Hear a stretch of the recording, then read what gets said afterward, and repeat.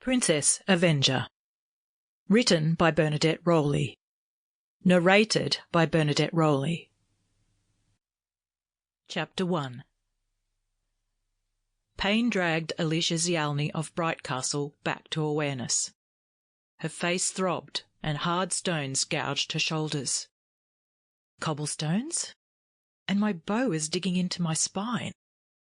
Gentle fingers grazed her left cheek, and she froze, willing her body to remain still, but unable to slow her racing heart. The sharp, metallic odour of blood swamped her senses as her mind sought to explain her situation. The fingers moved from her head to her arms and legs, brisk and practised, deftly exploring her body for hurts. She gathered her nerve and opened her eyes. Pain shot through her left temple, and she blinked the tears away. A man in a charcoal grey soldier's tunic and black breeches leaned over her, his dark curls falling forward to frame a face all hard planes and straight lines. Gold flecks sparkled in sea-green eyes that reminded her of the stormy ocean at Wildercoast. "You should be more careful with whom you pick a fight." His deep voice caused a thrill of unease within her. He rose and strode down the cobbled street, his dark cloak swirling against the taut muscles of calves in fitted black leather boots. Alecia released her trapped breath, mesmerised by the grace with which the soldier moved, more like a stalking wolf than a man.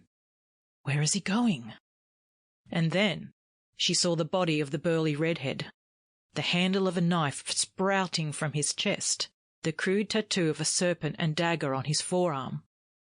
Alicia's insides clenched at the sound of steel against bone as the dark stranger pulled the blade free, cleaned it on the victim's shirt, and slid it into his boot.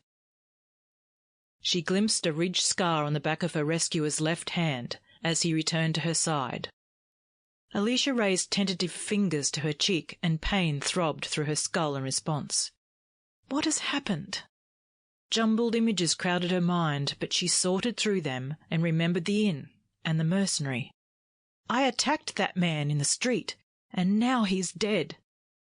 She peered at the hand the soldier offered her and followed his arm up to eyes that now held more than a trace of impatience. Her heart lurched. The man had likely noted her every feature.